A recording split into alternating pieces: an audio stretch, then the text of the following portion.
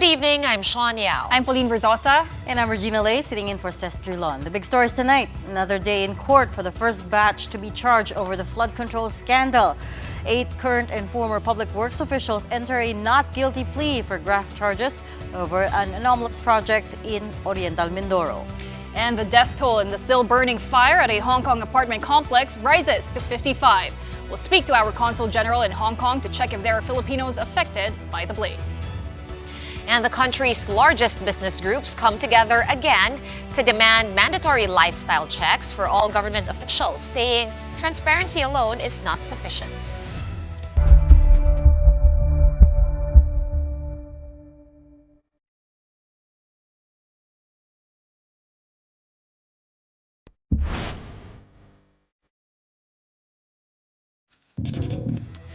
Well, the first batch of DPWH officials charged in connection to the substandard flood control project in Oriental Mindoro faced the Sandigan Bayan earlier today, and all pleaded not guilty to graft. Here's tonight's big story. Security surrounded the 8 officials from DPWH Region 4B as they went to the Sandigan Bayan on Thursday morning for their arraignment on graft charges due to their involvement in anomalous flood control projects in Oriental Mindoro. These officials are currently imprisoned at the new Quezon City Jail in Camcaringal. Among them, DPWH Mimaropa Regional Director Gerald Pacanan, Assistant Regional Director Ruben de los Santos, Bureau of Maintenance Director Jean Altea, Construction Division Chief Dominic Serrano, Project Engineer Felizardo Casuno, and from the Bids and Awards Committee, OIC Dennis Abagon and Accountant Lerma Caico, as well as Engineers Montrexis Tamayo, Officer in charge of the Planning and Design Division of DPWH Mimaropa, who had been arrested only yesterday. Maintenance Division Chief Juliet Cavo, however, was a no-show. Calvo had posted a 90,000 peso bail for her graft charge, but was brought back after a new arrest order was issued against her on malversation. However, according to her lawyer, the anti-graft court was not able to produce the appearance order for Calvo on time. Security was extra tight, and no phones or cameras were allowed in the courtroom. Each accused faced Associate Justice Hener Guito. Their plea, not guilty to violating the Anti-Graft and Corrupt Practices Act. The next arraignment will be on December 2 for the malversation case, while the preliminary conferences are scheduled for January and February. Meanwhile, at the BIR, the 12th batch of complaints has been filed against 2 contractor companies and their corporate officers for incorrect tax payments in connection to the flood control projects in Bulacan. According to BIR Commissioner Charlito Martin Mendoza, Sims Construction Trading and its owner Sally Santos, as well as IM Construction Corporation and its corporate officers, failed to fulfill almost 14 million pesos in tax obligations. That's from fictitious expenses, underreported income, and false VAT declarations. Worse, the government had paid them for projects that turned out to be ghost. The 8 congressmen, current and former, recommended to be charged by the ICI over the anomalous flood control projects collectively denied the accusation. Construction Worker Solidarity Representative Edwin Guardiola said, quote, "To be implicated in such matters is painful, not only for myself, but also for the people I have pledged to serve with integrity. I categorically deny any involvement in the acts being alleged. These claims are untrue." Guardiola adds that he welcomes the chance to face the witness who implicated him, but, quote, "in the proper forum and under proceedings where my constitutional rights are respected." Meanwhile, Surigao del Norte 1st District Representative Lalo Matugas, for his part, said in Surigao Noon that he has not yet received any official notice or document regarding the ICI's recent pronouncement. He said, should there be an authorized investigation, they are ready to cooperate fully, clearly, and they will provide all the necessary documents and records.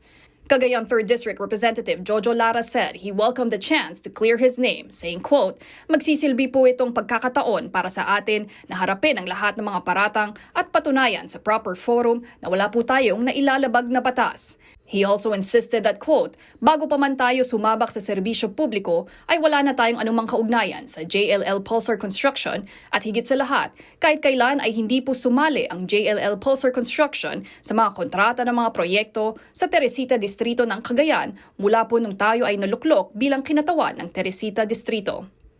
Uswag Ilonggo Party List Congressman Jojo Ang, for his part, said, quote, "In my 3 years in public service, I have never used my position in the government for my own interest and to profit in any way." No statements yet from Pusong Pinoy Party List Representative Journey Nisay, Bulacan 2nd District Representative Tina Pancho, and Tarlac 3rd District Representative Noel Rivera. Aside from them, former Ako Bicol Party List Representative Zaldico was also on the list. Meanwhile, despite Ombudsman Boying Remulla saying that more than 10% of Congress will get caught up in this corruption probe, House Speaker Boji D said this will not affect their order of business. To quote, he said, "Anuman ang mangyari, nananatiling nakatuon ang kapulungan ng mga kinatawan sa tungkulin nitong maglingkod sa bayan. Ang pananagutan ay bahagi ng pagiging lingkod bayan at ang lahat ng miyembro, iniimbestigahan man o hindi, ay handang makipagtulungan sa anumang proseso habang patuloy na ginagampanan ang kanilang papel bilang mambabatas." House Majority Leader Sandro Marcos wrote to the Independent Commission for Infrastructure, or ICI, stating that he is willing to face the commission anytime soon. Recall that Zaldico had accused him of having inserted over 50 billion pesos in illegal insertions from 2023 to 2025. In that letter addressed to ICI Chairman Andres Reyes, Congressman Marcos said, and I quote, "I welcome the opportunity to shed light on any matter that may assist your review. I stand ready to cooperate, answer questions, and provide any clarification needed to move this investigation forward." The presidential son also insisted that, quote, "Regardless of position and who you are, no one is above the law. Given that I have nothing to hide, I hereby submit myself for investigation by the ICI at their earliest convenience." And despite the ICI's November 21 ruling that it will finally live stream its hearings on the flood control scam, so far, nothing has been publicized yet because the respondents have all been asking for executive sessions behind closed doors. So, will the commission live stream its meeting with Sandro Marcos? Well, right now, if you read the request of Congressman Sandro Marcos, it was not stated there. So based on our rules, unless there's a request, formal request for an executive session, the default will be live streamed. Manibukas sa any information, especially here na merong pupunta, regardless of who that person is, will voluntarily appear and testify under oath, malaking bagay sa amin. We take note of his willingness, on his willingness to appear voluntarily before the commission. And we will wait for the commission to eventually set the date. Now, in other news, the death toll in the Hong Kong fire that razed high-rise apartment buildings has risen to 55. Firefighters have been using high-pressure hoses to control the flames at the Wang Fuk Court housing complex in the Typhoon district, which began at around 2:50 p.m. on Wednesday. The fire in 4 towers has already been extinguished, while the remaining 3 are now under control. 51 people were killed on the scene, while 4 died in the hospital. Around 70 people, meanwhile, sustained injuries, with 24 in critical condition, and officials say nearly 300 residents are still missing. One of the injured in the deadly fire is Filipino domestic helper Rodora Tunyacao, who is currently in the ICU. Tunyacao was trapped on the 13th floor of the building with her employer and a 3-month-old child, and she was still able to send this recording. Kami nasusunugan yung building dito. Na-stuck na kami sa room. Ang usok na dito sa loob. Hawak-hawak ko yung baby. Tulungan niyo kami. Tulungan niyo. Nasusunog na kami. After sending that recording, Tunyacao could not be reached anymore, and her family is now worried about her condition since she's just new in Hong Kong. Hindi po ako makapaniwala sa nangyari na first time niya sa Hong Kong, kakaumpisa niya lang sa trabaho. Then ganun, makaka-receive kami ng record galing sa kanya na sobra na nangihina kami. Hanggang ngayon, sobra pa rin kami nag-aalala. It's the deadliest fire in Hong Kong since 1996, and investigators are looking into whether the materials used on the exterior walls of the towers met fire-resistant standards. Fire officials said there was, quote, gross negligence in constructing the towers, which were built in 1983 and had been undergoing a major renovation. The buildings were sheathed in bamboo scaffolding, which is commonly used in the city-state. Already, 3 people have been arrested on suspicion of manslaughter, and there are 2 directors and a consultant of the contractor behind the renovations. Rescued residents are currently gathered in temporary shelters. The housing complex is home to some 4,800 residents living in nearly 2,000 apartments. Hong Kong Chief Executive John Lee said in a briefing tonight that each affected resident will receive 10,000 Hong Kong dollars in aid, or about 75,000 pesos. All right, to get an update on the situation, we now talk to our Consul General in Hong Kong, Romulo Victor Manzano Israel Jr. Congen, good evening. Can you hear us okay?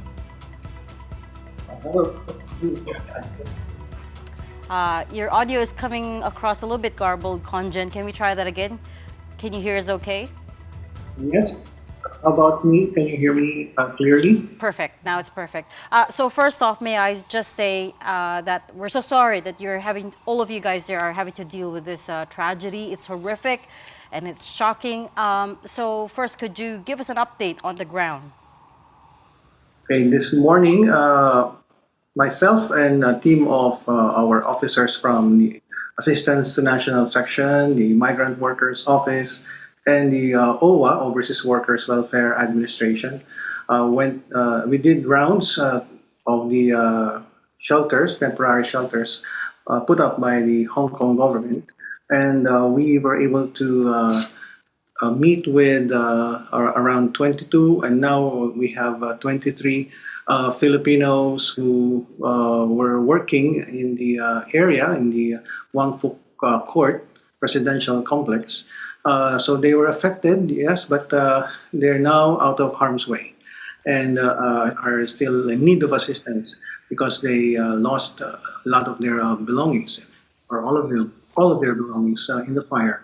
And we also talked with the Hong Kong Labor Department, who assured us of their assistance and support in identifying, locating, and assisting foreign domestic workers who are affected. And we also went to see the Typhoon district office, where they are currently organizing a massive relief operation for the victims. So, or for the Hong Kongers and of course their helpers. So we were assured that all the information that they will receive from the first responders, the fire service department, will be shared with us as well. So we are continually praying that none of our Filipinos will be one of those listed as casualties or fatalities in the fire. Let me just clarify some things there, Congen. The 23 Filipinos that you said were working in the area, do you mean that they were working in the building as domestic workers? Yes, they were able to get out of the buildings safely. They're with their employers. So we met some of them, and they recounted to us how they were able to get out of the building and find the refuge in the temporary shelters. Some of them have already left the shelters and are back in their employer's household, perhaps in a relative of the employer's household. So they're no longer in the shelters when we went there, but some of them are still there trying to receive some of the assistance offered by the government. Yeah, that's what I wanted to get a clarification on, Consul. Do the Filipino OFWs there affected by the fire, are they also, do they also stand to get some relief from the Hong Kong government? Yes, it's for everyone. I saw for myself how a lot of volunteers are bringing their stuff, food especially, to those shelters. And the shelter manager from the Typhoon district office told us that this is meant for all the fire victims. And of course, at the time we were there this morning, they admitted that a lot of things still have to be threshed out, like to determine the exact number of the affected families and individuals. Still up to the first responders, the fire service department, and they themselves are still waiting for more updates. And from the 23 OFWs that are really affected in that Wang Fuk complex, what were their major needs? Earlier reports suggested they lost a lot of their paperwork, documents, etc.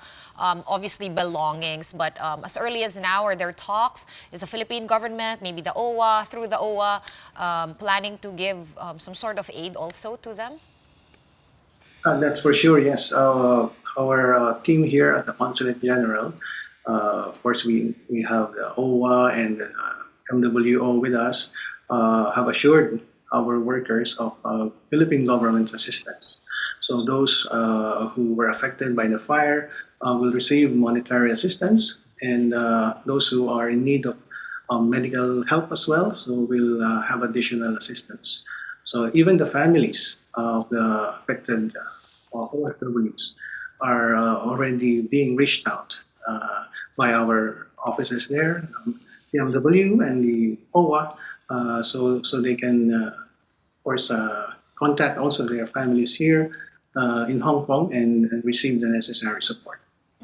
And sir, one of the badly injured really in this fire is a Filipino domestic helper, Rodora Tunyacao, and our last update is that she was in the ICU. What's her current status now, and has her family been able to contact her already, speak to her? Okay, so we tried visiting her this afternoon before returning to the office, and unfortunately, our team was told that they could not see her until 7 p.m. Night, this evening. So they went back there. I have yet to receive a report from our team, but the family of Mr. Rodora Piñacao have already been contacted by our partner agencies, the MW and OPA. And I think they already sent a team to see the family. It's Consul, when it comes to the cause of the fire, I mean, investigators now are looking into the materials used, and they're pointing to the use of bamboo scaffolding as possibly one of the causes because it is flammable. That's why the fire really mas lumaki, but Hong Kong is known for following strict guidelines when it comes to safety standards. So what could have happened here? Of course, this is still up for investigation by the authorities. That's the initial report that we all read in the local media. The fire started with the scaffolding. I saw a video footage of the fire starting at the ground level and spreading fast up to the higher levels of the first building that was engulfed by fire. And the weather here is cool and crisp, and there's a strong breeze, so that fueled the fire and made it spread so fast. So, of course, we will rely on the official report of the authorities on what really happened. But as you noted earlier in your report, a lot of buildings here in Hong Kong are really covered by mesh and nets, and of course the bamboo scaffolding. And I understand all these things have to be fire retardant or fire resistant. And if proven that they violated those standards, then for sure there will be consequences. Conjan, let me come back to the 23 that were working in the building when the fire broke out. Does that mean everyone's been accounted for? And if not, do you know how many we're still waiting to hear updates from? Okay, thank you for asking, because right now we were able to call from the records available at with our partner agencies, DMW, OWA, that there are about 82 Filipino domestic workers with addresses at the Wang Fuk port in Typhoon. And we are now starting to go through the list and contact each of them. The 23, of course, are part of the list of those OFWs working in the area, and we will make sure that those 82 will be accounted for. Although we already met few, or I think about 8 of them, who are not on the list, which explains that some of our workers can change address. So this is So, give them move to another employer. So yeah, 82. yes. So that means potentially there are still 59 unaccounted for Filipino workers that are in that building. Yeah, that's a possibility. But as I said, some of the people that we met and verified to be working in the area are not on police, meaning the list How, have to be Conjen, updated. how fast do you think you can go through that list? Because of course, if there are still people missing, everyone would want to know. Oh yes. We are of course doing this over time. With our partners in MWO and OWA, trying to contact all of them to make sure they're accounted for, Yeah. and to check if they are still there or no longer there, as we know some of them would have already transferred or back in the Philippines. So I just share with you that figure because Yeah. to make sure that our kababayan also Okay. But how, what, the date of the list, like when was it collected or when was it collated? Do you have any idea how old this list is? Um, I will check with our colleagues on that, but this is what we have. So we are working on the available data that we have for the moment, and as I said earlier, I hope that all of them will be accounted for, or if not uh, already out of the area, maybe have moved to another place, and at least we know. Do you think you might finish going through that list by tomorrow? So we're doing our best to go through it as fast as possible. Okay. We'll just check back in with you for an update later on. But for the ones that you have spoken to who were able to run out of the building, what were their stories like? Did they, there was no, I understand there was no fire alarm to begin with. How did they know when it was time to evacuate? According to one our kababayan that I personally spoke with, they went down. They saw another building or next to them already being enveloped by fire. So they thought that it's best to already leave and vacate their premises. So I think it's a matter of their personal decision. Looking at the environment, I didn't I didn't ask them about the fire alarm, but I guess it's something innate in our kababayan to see if there's danger and of course to initiate action and to save their wards, their employers. Yeah, as we saw in many instances in other countries where our OFWs are really taking care of their employers. But to be completely frank, the lack of a fire alarm was really shocking. What do you think the liability here is for the employer?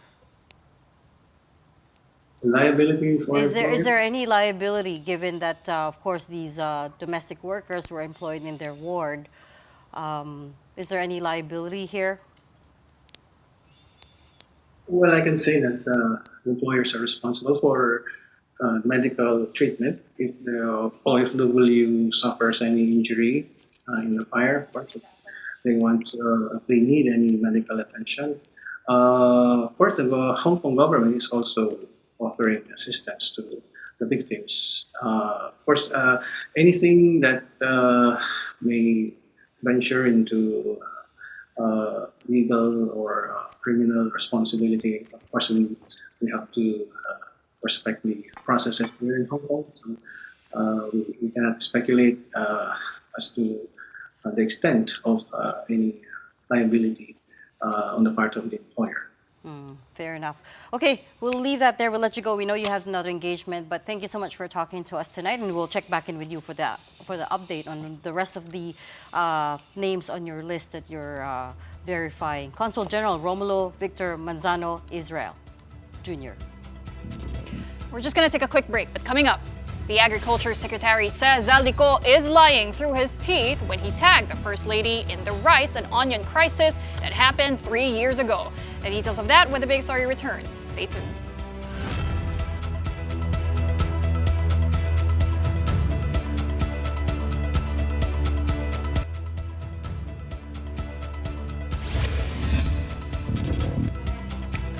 Welcome back. You are on The Big Story. It's a script straight out of a Netflix series. At least that's how Agriculture Secretary Francisco Tiu Laurel described Zaldico's revelation linking the First Lady to the rice and onion crisis of 2022. So, in yet another video, Ko said that it was Martin Araneta, Liza Marcos's brother, who was involved in the importation of onions, which shot up to as much as 800 pesos a kilo in 2022 due to a shortage. Specifically, Martin Araneta was accused of colluding with a Chinese businessman called Michael Ma to manipulate onion prices. Ko alleged that the First Lady personally intervened in a 2022 House investigation into the onion crisis, as well as a 2024 inquiry into soaring rice prices in order to stop the hearings. In a press conference today, Secretary Tiu Laurel, who was also mentioned by Ko, vehemently denied the allegations. Toho ay walang katotohanan. Fabricated lie ho to. The First Lady has never meddled in any DA matters. Napakasinungaling talaga. On the contrary, Tiu Laurel said it was Ko who made recommendations that would have killed the livelihood of rice farmers, including importing some 13 million metric tons of rice. He said it was also Ko who suggested cutting rice tariffs to zero, something that was opposed by both the DA and the DOF. Ay nako, buti na lang hindi siya nasunod. Dahil ang 13 million metric tons na bigas ay katumbas ng 20 million tons of palay. Yan ang kabuuang produksyon na pinaghirapan ng ating mga magigiting na magsasaka sa buong bansa sa loob ng 1 taon. Gusto pala niyang patayin ang kabuhayan ng ating mga magigiting na magsasaka habang pinag-iinteresan ni Zaldico ang kaban ng bayan. The First Lady hasn't officially responded to the allegations, but she did post a photo on her Facebook account today showing her with her students from West Visayas State University College of Law, where she has been a faculty since 2022. She captioned it with, "While some may choose theatrics, I'd rather focus on teaching future lawyers how the law truly works, where truth is the standard and proof is the language we live by." Right, now, meantime, the country's largest business groups have come together again to issue yet another statement on the government's corruption probe. And this time, they want mandatory lifestyle checks on all government officials to validate what they reported in their sal-ins or statements of assets, liabilities, and net worth. The statement was signed by Makati Business Club, the Management Association of the Philippines, Financial Executives Institute of the Philippines, or FINEX, and the Shareholders Association of the Philippines. Civil society groups including Justice Reform Initiative and Institute for Solidarity in Asia also signed the statement. The group said without rigorous verification, sal-ins remain symbolic records rather than effective tools against corruption. While the recent ombudsman decision restoring public access to sal-ins is welcome, transparency alone is insufficient. The group pointed out that lifestyle checks are much easier to do these days by tracking digital footprints and social media activity. They also called on the public to remain vigilant and report signs of excessive or unexplained wealth among officials. The statement ended with, "The corruption we now see, we cannot unsee. We can no longer allow pilferage to prosper under the cover of pretense, political patronage, and public indifference." All right, let's talk more about this. Joining us on the line, we've got Sergio Ortiz Luis of the Philippine Exporters Confederation Incorporated, as well. He's also the president of ECOP, Employers Confederation of the Philippines. Good evening, sir. Welcome back to the Big Story. Hi, good evening to everyone and to those who are watching us. Sir, I know ECOP was not part of this joint statement that the business groups put out. But I wanted to get your thoughts on this idea of a mandatory lifestyle checks. What do you think? Well, I don't think it's a bad idea, considering what's happening now. A mandatory lifetime check might be good, so that we're trying to overhaul our system of governance and our politicians. So I think it's high time that we do something like that. But possible, you think? I mean, what the business groups are asking for here is mandatory for all government officials because, of course, the new ombudsman has relaxed the rules around the SAL-ins. So we now have access to the SAL-ins of the top officials. Pero yun nga, some people have questioned the accuracy of some of these documents kasi parang hindi commensurate sa lifestyle nila. Well, I think it's okay too, although I'm not so sure of the word mandatory, maybe you can temper that a little bit, and maybe define some parameters. But nevertheless, maybe it's something that should be thought about. Okay. Speaking of lifestyle checks, Sergio, I just remember that former COA Auditor Heidi Mendoza, when we spoke to her, sinabi niya na hindi kasi gumana yung lifestyle checks dati dahil daw yung mga nag-check nung lifestyle, sila rin daw naging corruptible. So what kind of workaround do you see? Should people just resort to reporting? Because the new ombudsman is very open to concerned citizen reports. Well, actually, that did not work because they was doing data checking are also corrupt, no? So maybe if it is all, if it is applicable to everyone, including those who are checking, that are checked, maybe we can stop the corrupt again. Sergio, in doing these lifestyle checks, I wanted to get your opinion. What do you think are clear indicators that a government official is living a lavish lifestyle or living beyond their means? When we do this lifestyle check, is it traveling? Is it the expensive cars? What would be some clear indicators for that? Well, it's very easy to determine what is their income from the government or other, and the way they're living. Whether it's traveling, whether it's a display of wealth, additional wealth, that can be easily checked. And I think people will be very careful if they know that they can be subjected to lifetime. Let's talk about this flood control scam in general, sir. About a week ago, you gave a radio interview, I think, wherein you said that the government should take Zali cost allegations seriously. Talk us through why. Well, actually, I know that Saldico is not telling all the truth, but there should be some element of truth. As I mentioned, we have to have a whistleblower for people, other people, And I think Saldico is the one who's doing that. So it's up to the investigators to be able to determine whether what he's doing, what he's saying is correct or wrong. And that can be cross-checked with other people. And I think you cannot ignore it because he was there. And as the example I mentioned before, if you were in a robbery and you have accomplices and you have a mastermind, and you are willing to say who they are, maybe they will not be correctly all the way, but at least there should be red flags that the investigators should be able to do. Okay. In general, how do businesses feel in this new environment that we're in now? We have the president course, calling out against corruption, but there's also a lot of so much noise around it.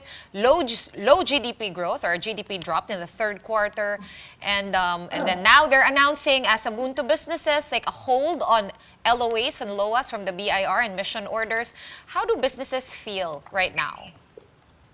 Well, these are good moves, especially the one of BIR, because that is really subject of a lot of complaints from many businessmen. No? This LOA business was abused and was a source of money for a lot of people in BIR. So that's a good move. And but the feeling in general is we're still watchful. We know that there are announcements of those who will be fined cases, and we hope they will be fined. But there are some people who are the business sector is expecting the case to be fined, and we are waiting to see whether it will be a reality or not. Right. A lot of people are not satisfied with the first round of arrests. They say these are small fish and this is like how it played out before nung PDAF scam. For businessmen, what kind of accountability do they want to see? Are they also demanding accountability from the, quote-unquote big fish, yung mga malalaking isda? Well, actually, many of us believe that the source of all this, the origin of all this mess is the 2025 budget. No? But what we're hearing is a lot of names are being brought about, and even some of the witnesses are incredible already. It seems like they're also adding a lot of names that confuse people. Very clear in the business sector. We know who should be charged. At least let's settle first one battle a day. Let's settle with the 2025 budget. And we know already that that is what the people are waiting for. We can go back under administration, that's fine. But that should take in this, because people are waiting for some people in the 2025 budget for cases to be cut against them. And let's not strike under them initially. Let's stick with that first, so that people will gain confidence on what is being done, especially the foreigners. If we block this investigation too much, nobody will believe this will be settled in a short time. So it will drag on. That's the feeling. So let's stick to the one that started all this, the 2025 budget. And from there, after we close that, then confidence will be built up, then we can go to the others. Would it help if the investigation went up to the highest echelons of government, including the palace? Would that satisfy businessmen? Well, actually, we are ambivalent about it reaching the palace, so we want stability. But we want the 2025 budget must be charged, and I think that a lot of confidence is there in the administration if that happens. Yeah, but sir, you did mention, but tell us about the business landscape right now. You mentioned already that the floodgate scandal has affected negatively investor confidence, investor interest. And you mentioned in a previous interview, kumukonti na yung mga inquiries, requests, halos wala na nga. Is that still the case until today? Yes, that's true. As we earlier mentioned, in the Philippine Chamber of Commerce, from 2023, we hosting investors or some countries that want to invest 2 or 3 of them a week. And sometimes we already are overloaded with visitors of this. Now hardly any. And even those who are already in, we notice that they are not exactly willing to stay if this is not solved. Do they specifically say that it's because of the flood control scam? Or is it? Yes. Are there other reasons? All this mess that people will be, several countries made, they already gave notice because of the bilateral and the loan. They're already skeptical about it. So it's no surprise that the investors themselves, when they choose, we are in ASEAN, we have the choice now. Before we were one or two, now everybody's overtaking us. In terms of tourism, in terms of investment, and whatever. Sir, if I could just pivot right now to another issue. I'm sure you know that they're looking into the campaign donations, which was triggered by this whole investigation amongst the contractors. I wonder if, do you know that your name came up in a PCIJ report? Apparently, you had donated to Senator Sherwin Gatchalian's campaign. And you are a board member of Waterfront Philippines, which has a subsidiary that makes deals with the government.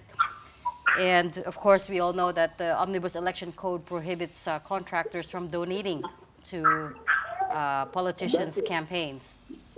That is really funny because I was independent director. I have really no monetary interest in that company. I'm just a dejected at that time. And no wonder they didn't even bother calling me because they know already that it was not the company that donated. So are you saying you did donate to Senator Gatchalian's campaign, but you did so in a personal capacity? Is that what you're saying? They have been family friends for a long time, and they have been it is a personal, and it has nothing to do with Waterfront, where I was just an independent director. Okay, so you donated in a personal capacity, nothing to do with your role as independent director of Waterfront. Yes. Okay, and you're not a government contractor either? No, of course not. Okay, no, I had to clarify lang, sir, because COMELEC is looking into it. Huh? It was a franchise which has been granted already, due for renewal. So this was really taking put it with them. It was a franchise. It's just a franchise. Which franchise is this? It's a franchise of a holding company of Waterfront that has been granted already and it's been there for it's not even due for renewal. Okay. And it was granted even before my time. Okay, so the franchise is, of course, you're talking about a legislative franchise which you have to get from Congress. But what you're pointing out is that it's not time for renewal. Yes, Okay. and it was not a contractor company. Okay. It was a franchise. Okay, and you're an independent director. You did not incorporate this company. No. I joined that company and it was just invited at that time. And the franchise was existing. And I don't even know if it's renewed already or due for renewal. Okay. Well, thank you for clarifying that. We'll leave that there. But thank you so much for talking to us at such last minute too. Employers Confederation of the Philippines, or ECOP President Sergio Ortiz Luis. And we're pausing for another breather, but right after that, Senate President Tito Sotto is not pleased that Senator Bato de la Rosa is nowhere to be found in the thick of deliberations for the 2026 budget. That story and more when we come back. Keep it here on One News.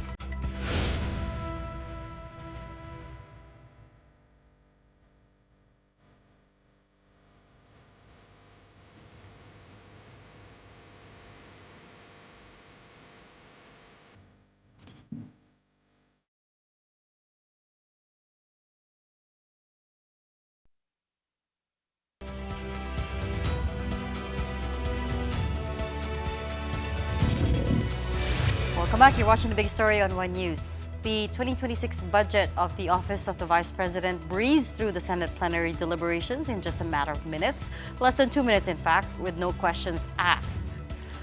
More significant is that the OVP budget was restored to its 889 million peso National Expenditure Program amount. Vice President Sara Duterte was in attendance with Senate Finance Committee Chair Sherwin Gatchalian as the budget sponsor. Duterte ally Senator Robin Padilla was the lone senator to speak, and he thanked the chamber for restoring the OVP budget, which was previously cut by the House of Representatives to just over 733 million pesos. The House and the Vice President have, of course, had a tumultuous relationship over claims that Duterte misused her confidential funds. Ako po'y natutuwa sapagkat dito po sa ating bulwagan ay atin pong hindi binawasan ang budget ng ating pangalawang Pangulo, bagkus ay dinagdagan. Sapagkat alam niyo po, sa akin pong karanasan sa tuwing may dadating na kalamidad, kalungkutan, kamatayan, naandyan po lagi ang ating pangalawang Pangulo upang makiramay, tumulong, kahit saan pong lupalop sa Pilipinas. Duterte faced the media after the plenary session but declined to take questions. She also met with her Senate allies before leaving. Dalawa lang po yung sasabihin ko. Unang-una sa inyong lahat, sa Senate beat ng Friends from the Media. The reason na pumunta ako dito ay para batiin kayong lahat ng Blessed Christmas and a Happy New Year. And I wish you good health in the year 2026. And we'd like to thank the Senate of the Philippines for approving the OVP year 2026 budget. Yan lang. Thank you. Shukran. Statements Wala na akong ma'am, questions. Thank you. Next year na. And still on the Senate, Senate President Tito Soto has called out Senator Bato de la Rosa for not joining the budget deliberations. De la Rosa is the sponsor for the budgets of the Department of National Defense and the Philippine Drug Enforcement Agency. And with the deliberations on its final stretch, Senator Sherwin Gatchalian said De la Rosa has sent word that he will not be available to defend both agencies. Soto criticized De la Rosa and deferred it to Gatchalian to defend the D&D and PIDEA's budget. And Soto was then asked if De la Rosa's continued absence would merit sanctions. And here's what he said. Nagpaalam po ba siya na absent siya even budget day? Hindi, walang. He has nothing in got. Sandali yun. Sandali. He has not gotten in touch with me since the break. What do you make of it, SP, na hindi siya nagpaalam? Pwede po yun, SP? Oh yeah, malalaki na sila. It's their own lookout. Is that okay na hindi nila na-defend yung agency na dapat i-defend nila? Hindi okay yun. In the first place, dapat hindi mo hiniling na makuha mo yung mga chairmanship na yun, especially vice chairmanship ng budget, national defense. Napakahalaga eh. Wala, he's not gotten in touch with me from the day that we adjourned before the break. Walang mga sanction for long absences? Wala naman. I do not recall anything to that effect. But I will check. I will look at it. Wala siyang meron akong mga nami-miss sa rules. And for our big picture tonight, Alagang PBA went to typhoon-stricken Liloan in Cebu to distribute relief goods to affected residents. TNT tropang 5G stars RR Pugoy and Calvin Oftana traveled to Don Bosco Boys Home in Barangay Kotkot to distribute rice, blankets, and other basic goods, serving 1,500 households. Liloan is still reeling from the devastation of Typhoon Tino, which claimed over 200 lives and wreaked havoc across the province of Cebu. Grabe, no? I mean, that's Tino. We are not even And then Verbena added more. Exactly. Verbena, may mga communities din that got devastated because of the raging floods. Mabilis daw eh. It happened, as it always does, it happened very Flash fast. flood. So, yung But mga parang flash floods. speaking of sa Bamban yata. ang dami ring nagyayari ngayong mga other, around Southeast Asia. There are a lot of yeah, typhoons. in Thailand as In well. Thailand, they're floods. flooding. It's also, the Strait of Malacca, there was a typhoon na nag-form there. It usually doesn't form there, so... Scary to think that this is the new reality, Yes. right? And then Hong Kong, super dry. You know, it's not that far. I mean, the Hong Kong fire, I mean, you would have thought, right? Yeah. Such a huge blaze in such a modern, developed city, parang... But Hong Kong very is known as to be a dense area, right? it's Your very living dense. spaces are very cramped and congested. So, Yes. but we will also go get back to Consul General Israel regarding that list because there are still 59 Filipinos unaccounted for. Possibly, kasi Possibly. yung iba baka lumipat na, he Lumipat said. na, yeah. He doesn't know how old the list is, so well, lots of wait and see, I suppose. But it must have been, I mean, it's horrific watching it from a distance on the screens, right? Imagine if you were there. Nakakatakot yung walang fire alarm. Like, But it's how do one you know? complex. Like, It's one complex that high-rise. didn't have that. So Oo. parang sabi nung isang resident, she was running in the hallways and parang sinisigawan na lang niya yung mga... Oh, yeah. But in another building naman daw, meron naman daw ng fire meron sa alarm. ibang building? Yes, ito Kasi sa... I read somewhere. On Yeah, one there of the was one international building, yeah. Na walang fire alarm. And then they just started smelling smoke. Can you Yeah. imagine? You're just at home and suddenly you're starting to smell smoke. And it's like a high rise, right? Very, very... Anyways, you know, we thoughts and prayers to all of those affected in the Hong Kong fire. That is, ay hindi pala ako to. Sorry. Okay, and that will do it for us tonight. That's it for the big story this Thursday. Thank you so much for watching. We are back here tomorrow at 7:30 p.m. We'll see you then. This is me, kapatid. We are One News all sides all the time. Have a good night.